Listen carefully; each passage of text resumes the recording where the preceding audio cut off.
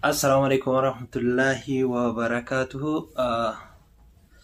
Daawwattoota fi kabajamtoota keenyaa jechuudha warreen maatii Kuush 5 Show studio jalatti argamtan hundi keessanuyyuu dursa jechuudha dhiifama isin gaafachaa osoo waan biraa isin hin jenne maaliif yoo jettan yeroo baay'ee isinirraa ture hin jira waan tokko isinii dalagaan jiru jechuudha viidiyoo garagaraa isiniif dalagaan jiru ol bahee yaada kennaan jiru yeroo dhiyoo kanatti jechuudha hanga baatii tokkoo fi cinaa ga'ee hin jira baatii dabre keessa urga rakkoon biyya kanatti jechuudha gaafa guyyaa torba ijoolleen teenya asitti mana hidhaatitti gubatanii booda rakkoo achi jiru qofa isiniif gabaasaa ture malee haala biraati irratti wanni hojjetaa jiru jechuudha.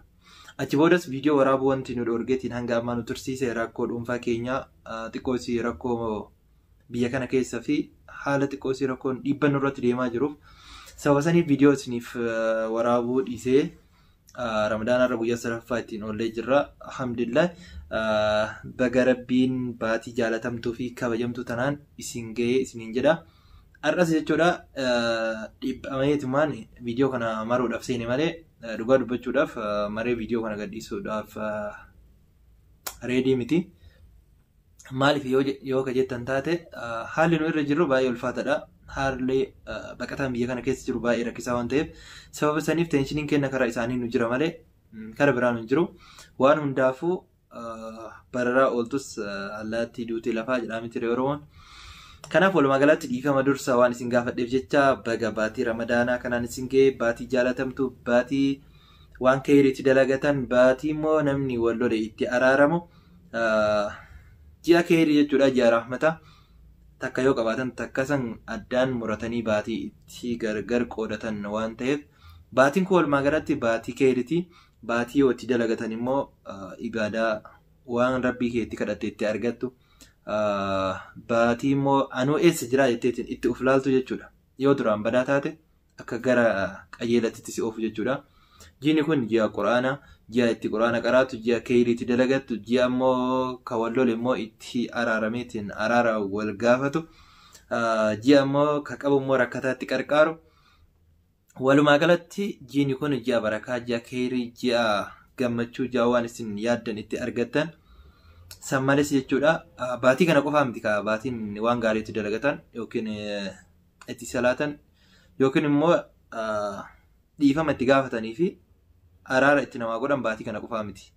Kun immoo ji'a guddaa waan ta'eef malee akka baratamu isinitti qabu yeroo makamuu onneen keessan namaaf yeroo itti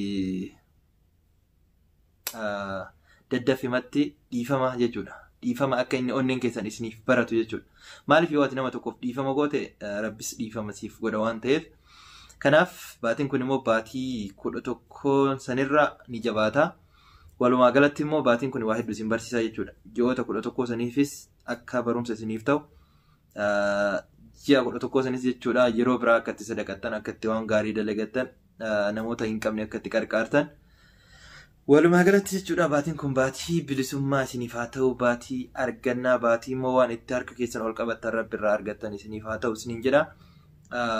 Yeroo ammaa kana ijoolleen teenya hedduu rakkoo keessa jiranii ijoolleen asii fi amaniitiin baraa keessatti darbaman jechuudha baatii kanaan namni ka amantii musliimaa hordofu hundi isaatu ni sooma. Obbolaawwan keenyas warra amantii biras warri wajjin jiran akkasumatti ni sooman jechuudha. Maaliifuyyuu hiriyoon isaanii achitti beelan osoo soomaa jiran isaanis biratti nyaatanii wanni nyaatan hin qaban malee. Kanaaf yoo dandeessan sagaleef walii ta'atii ijoollee teenya tabaraa keessatti rakkachaa jiran ammas jechuudha ijoollee mana hidhaa keessatti dararamaa jirantu jira. Sammales jechuudha guyyaa dheengaddaa jechuudha doonii sadii naasii fe'amanii kara biyya isaanii ni galla. Biyya ambaa kun immoo nuuf hin taane namni keenya gubataa jira itti rakkachaa jirra. Nuuf taraa hin jirtu nuuf tahaa hin jirtu. Doonis biyyuma abbaa keenyatti irratti doonaa. Biyyuma keenyatti gallaa jedhaniitiin nama maatii 7 wajjin achiin bishaan fudhatetu jira jechuudha. Kanas immoo rabbiin isaanis rahmataa godhuu fi rabbi jaannata naa gammachiisu wanni goonuuf tokko hin jiru. Walumaa galatti jechuudha rakkata saba keenya hundaa warra biyya namaa kana keessatti gidaramaa jiran rakkachaa jiran rabbiin biraa haa dhaabbatu. Wanni biraa wanni goonu tokko hin jiru waan gadandeennes iyyinee turree homaa gochuu hin dandeenye teennaafuu jechuudha dhokachaa jiraachaa jirra waan ta'eef. Warri immoo biyya guddatan jirtan ammas ummata keessaniif saba keessaniif sagalee ta'a bira dhaabbadhaa. Du'aayin bira dhaabbadhaa mallaqa osoo hin taane yaadan bira dhaabbadhaa qarqaaraa.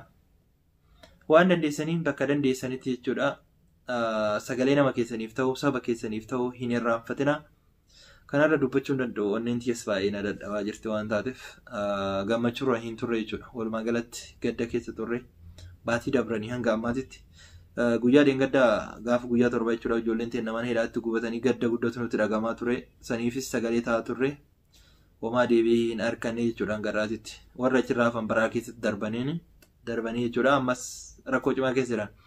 Warri ibidda san irraa hafaniitiin immoo karaa maatii kennaa gallaa jedhan jechuudha. Ni eegartanii guyyaa 3 immoo 4 duraan jalbaan 3 kufteetiin bishaaniin nyaatamanii nama 7 qofa turraa hafe. Kunis waan nama gaddisiisu jechuudha. Yeroo tokko yoo ilaallu gubbamallee rabbis akka waan nuti jiru fakkaata garuu dhiifama naaf haa godhuuti.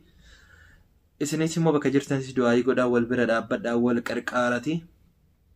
Waan jirtanii wal bira dhaabbadhaa. Sagalee waliif ta'a du'aayii waliif godha rabbiin immoo isinirraa qeebala. Du'aayii waliif godhaa isiniin jedha kanarra immoo sagalee isinitti dheeressu viidiyoo mee ijoolleen baraa keessa jiranis karaa duubatiin isinii kaa'anii ilaaltanii jechuudha.